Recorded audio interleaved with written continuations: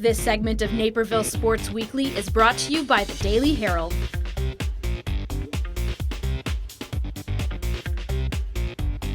I am here with the head coach of the Metea Valley boys basketball team, first-year varsity coach Matt Walpole. Thanks for joining us. Thanks for having me. So I want to start off with, you were the sophomore coach for the previous 6 seasons and freshman a year before that. How has the transition been? Do you think it's a lot easier moving up just to the varsity level at the same school other than kind of jumping around? Yeah, in all honesty, it helps familiarity-wise with the players because I've coached them all. Yeah. Speed of the game's a little faster. The nice thing is our previous head coach, Bob Voza, is still in the building. And so he's been a huge help kind of getting me up to speed. Our assistant varsity coach, Tim Pease, stayed on with us. So that kind of natural segue has really helped the transition with the kids. Now you bring up Coach Voza. Can you relate your coaching style to his maybe, what the differences and the similarities are?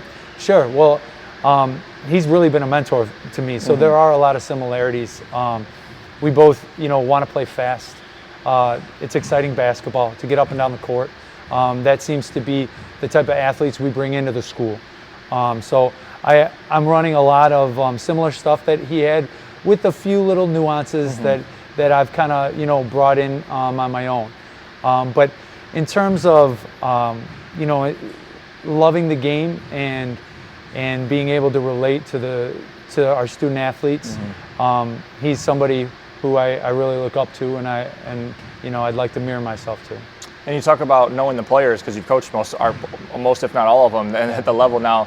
Can you tell us anything about maybe players that people don't really know about at the varsity level yet that could be really good this year or for years to come? Sure. Well, we have really just a couple, returning players that got big minutes last year.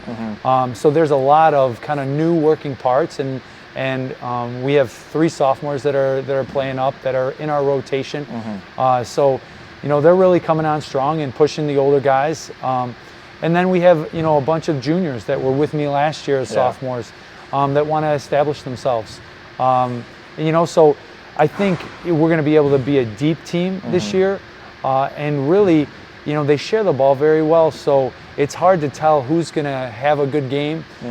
Each night it could be a different guy stepping up. Yeah, and you've already mentioned the game's a little faster, obviously at the varsity level and sophomore. Kind of take me through your head the first second of that game. Was it right when the game started? Was it just like coaching another basketball game though? Yeah. Once you get out there, it's like riding a bike. Yeah. I would say the biggest adjustments for me is some of the non-basketball stuff. Being the head of a program and not just being concerned with your team, but the other levels, and making sure that fundraising's taken care of, and a lot of those other things prior to the season starting was where I was able to bounce ideas off of Coach Voza and really get used to things with that. But once the ball gets thrown up, it's that's when you're just kind of in your element, and I love it. Now you would classify yourself as a defensive coach, correct? You're a defensive-minded coach. What are your defensive philosophies, and how can they differ? I know you already talked about a little bit with Coach Voza, but what are your defensive philosophies that maybe differentiate from him? Well, you would think at first that we didn't have any because we gave up 81 points in our first game. So not the best start defensive-wise, but we really try to work with guys. I mean, fundamentally keeping them between the basket, and their man. Want to work on help, making sure that guys are on the help line, ready to rotate. And the biggest thing that I think high schoolers struggle with is communicating on the floor. So that's been a big point of emphasis with our guys. When you're confident, you're going to talk more, you're going to find more success. And we're still working at that. Yeah, it's early. Yes. Yeah. Well, something I want to bring up now is it's kind of been just all over anywhere, I guess, not just in this conference or your team. Shot clock in high school. Do you have any opinion on that? It can go either way. A shot clock, I don't necessarily think it'd be a bad thing. It makes for more exciting basketball. I'm not particularly fond of playing zones. Yeah. I'll throw a zone in every once in a while, just to keep the other team guessing. But I do like the faster style plays. I don't think it's something that would affect our team right now. Right now we probably shoot too fast. Yeah. And I'm trying to get them to slow down a little bit. But it would be an adjustment, that teams and coaches would have to make, because you can't just bleed out, a possession. When you're winning, it's good, but when you're losing, exactly. There's always two sides. I just want to ask too, as a defensive coach and as a defensive-minded coach, what you would think about that. But now, early in the year, what has been the attitude that you've noticed from the team, maybe as opposed to last year with the first-year head coach, and with the seniors too? It's their last year, and they got to make a little bit of adjustment. Yeah, and I'm sure it hasn't been easy adjusting to someone when you know something else, But I like the eagerness of the kids. They're all very easy to coach. They're very coachable, good students. Don't have to worry about any ineligible students or anything like that. So we really just get down to basketball. And you're talking to me at a good time, because we just had probably our best practice of the year, and that was after probably not the best effort against Schaumburg in our last game. So I like their ability to bounce back and keep their minds straight. Did you set goals for this team at the beginning of the year? As a team, we've set a few goals. We're still kind of creating some as we get an idea of what our identity is. But for these kids, they don't set goals of we want to be first in conference or anything. It's not as much that. It's more like, can we play as a team? Can we limit our turnovers? Things like that, which again is a work in progress. So a little process maybe oriented instead of just setting one goal at a time. Yeah. Now with your team this season, you talk about an identity. Is there an identity specifically that you want, or are you open to just letting them kind of figure out what their identity is? I think it's important to have a combination of both. Okay. So I would like to establish a defensive identity, just because I believe, your shot is going to come and go, but you should always be able to rely on your defense.